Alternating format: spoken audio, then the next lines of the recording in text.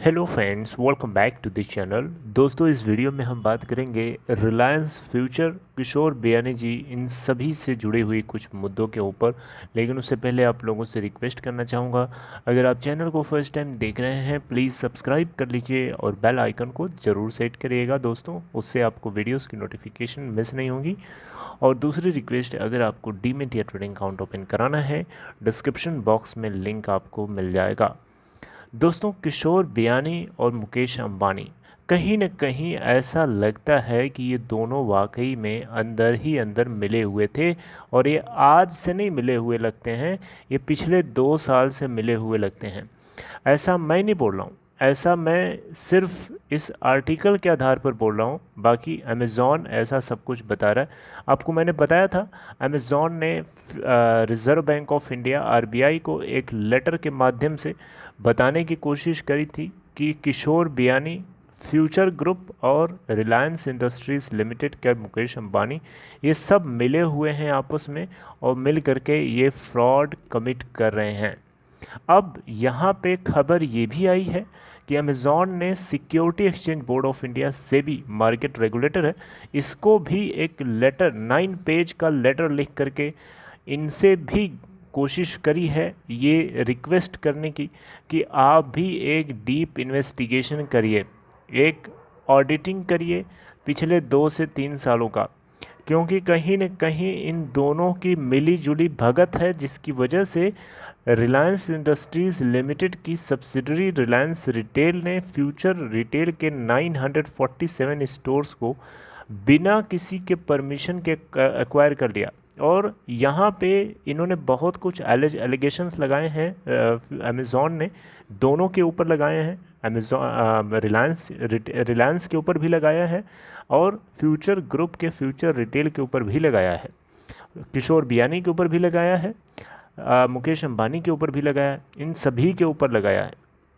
और यहाँ पे security exchange board of India से कहा गया है कि 947 फ्यूचर रिटेल के फ्लैगशिप स्टोर्स को बिना किसी परमिशन के लीज एग्रीमेंट्स को ट्रांसफ़र कैसे कर दिया गया।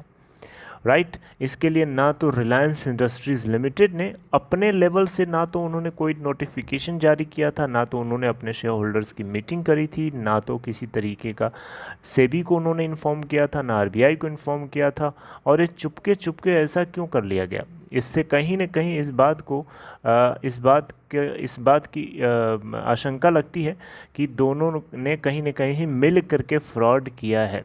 किशोर बियानी की भी उतनी गलती है जितनी कि मुकेश अंबानी की है, क्योंकि दोनों ने बिना मिले ऐसा नहीं कर सकते। और इनको अच्छे से पता था कि अगर ये किसी भी तरीके के प्रायर नोटिस जारी करके अगर ये काम करेंगे तो फिर नहीं कर पाएंगे। रिलायंस को ये बात अच्छे से पता थी। राइट, और आप देख सकते हैं 9 पेज, यहाँ पे 9 पेजेस का एक लेटर लिखा है अमेज़ॉन ने सेबी को। और इसमें कहा है कि सेबी के बहुत सारे रेगुलेशंस हैं, जैसे कि सेबी के जो रेगुलेशन 2015 है, इसके अलावा सेबी का एक रेगुलेशन 2003 है। राइट, जिस जो जो जो जो जो प्रोहिबिशन है, मतलब जो रोकता है किसी भी तरीके के अनफेयर ट्रेड प्रैक्टिसेस को लेकर के। राइट, इसके अलावा security exchange board of India के सेक्शन 11 ऑफ इंडिया एक्ट 1992, इन सारी चीज़ों को लेकर के इन्होंने उल्लंघन किया है, इनको ब्रीच किया है। और डेफिनेटली इसके लिए जो है सेबी को एक डीप इन्वेस्टिगेशन करने की ज़रूरत है। एक बहुत ही सीरियस क्वेश्चन खड़ा हो जाता है सिक्योरिटी मार्केट के इंटीग्रिटी के ऊपर। राइट, और एक थोरो इन्वेस्टिगेशन की डिमांड है अमेज़ॉन की तरफ से।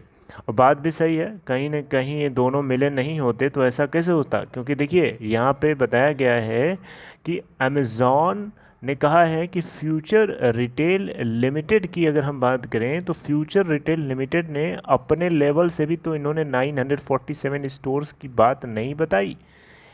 इनकी जब लीज एक्सपायर हो रही थी तो लीज ट्रांसफ़र करने के लिए आपने शेयर होल्डर्स की मीटिंग करी, आपने सेबी को बताया, आपने अपने स्टेक होल्डर्स को बताया, आपने अपने बैंक्स को बताया, जिनका हक है आपने किसी को बताया ही नहीं, बिना बताए आपने लीज ट्रांसफ़र कर दिया और 947 स्टोर्स दूसरे के हवाले कर दिया। ये सरेआम धोखेबाजी है, ये सरेआम लूट है, सरेआम ये रूल्स का उल्लंघन है, रूल्स की धज्जियाँ उड़ा कर रख दिया है इस पूरे प्रोसेस ने। आपको क्या मजाक लग रहा है? ये मजाक नहीं है, this is very very serious question. और ये इतना सीरियस है कि ये मार्केट रेगुलेटर सेबी के काम चलाने, सेबी के काम करने के तरीके के ऊपर बहुत बड़ा क्वेश्चन खड़ा करता है कि आप किस तरीके से काम करते हैं। आपके नाक के नीचे से ऐसा कुछ हो गया और आपको पता तक नहीं चला, और पता चला भी फिर भी आप नहीं कुछ कर पा रहे हैं। ये बहुत बड़ा क्वेश्चन है, एक सीरियस क्वेश्चन है। और इसको लेकर के आरबीआई को ऑलरेडी अमेज़ॉन ने जो है डीप इन्वेस्टिगेशन, एक ऑडिट कराने के लिए रिक्वेस्ट कर रखी है, लेटर लिख रखा है, और यहाँ पे सेबी से भी इन्होंने बोल रखा है। उधर एसबीआई ने भी आपको मैंने बताया था कि अकाउंटेबिलिटी मांग रहा था फ्यूचर ग्रुप के किशोर बियानी से कि आप मुझे ऐसे कुछ कारण बताइए कि आपने बैंक्स के बिना पूछे, बैंक्स के बिना परमिशन के आपने 947 स्टोर्स रिलायंस रिटेल को कैसे जाने दिया, और आप उसको वापस पाने के लिए क्या कर रहे हैं। ये बात जो है मैंने आपको बताई थी, लेकिन अभी भी उसको लेकर के कोई खबर नहीं है। लेकिन यही लेटेस्ट अपडेट थी जो सेबी की तरफ से, जो अमेज़ॉन की तरफ से सेबी को भी लिखी गई है, राइट। तो दोस्तों मुझे तो लगता है कि दोनों कहीं ना कहीं मिले हैं, क्योंकि अगर मिले नहीं होते तो फ्यूचर रिटेल लिमिटेड के किशोर बियानी जी जो है आज फड़फड़ा रहे होते कहीं न कहीं अपने उन 947 स्टोर्स को वापस पाने के लिए, क्योंकि ये वो 947 स्टोर्स हैं जो फ्लैगशिप माने जाते थे, जिनके होने से इनके पूरे फ्यूचर रिटेल का 50% से ज़्यादा रेवेन्यू वहीं से आता था। तो फ्यूचर ग्रुप के किशोर बियानी जी इतना शांति से आज नहीं होते। मुझे लगता है कि कहीं ना कहीं ये दोनों मिले हुए हैं, और इससे कहीं ना कहीं सबका नुकसान है। शेयर होल्डर्स भी परेशान हैं, क्योंकि उनको भी इस बात का दुख है कि रिलायंस ने ऐसा क्यों किया, राइट। एटलीस्ट उसको उसके शेयर होल्डर से, बैंक्स से सबसे परमिशन लेनी चाहिए थी। और अगर सब कुछ इतना ठीक था तो फिर आपने डील की वैल्यू को गिरा दी। वैल्यू आपको नहीं गिरानी चाहिए ना, लेकिन आपने वैल्यू भी कम कर दी, जिसकी वजह से बैंक्स पीछे हट गए। आपको क्या लगता है कमेंट बॉक्स में बताइए। मुझे जो लगता था मैंने आपसे शेयर किया। मुझे अभी भी लगता है कि ये दोनों मिले हुए हैं, और जब तक ये डीप इन्वेस्टिगेशन नहीं होगी तब तक हमें पता नहीं चलेगा, मैटर दब जाएगा बिल्कुल उसी तरीके से जैसे DHFL का केस पूरा दब गया, राइट। चलिए फिर अपना ख्याल रखिए, टेक केयर।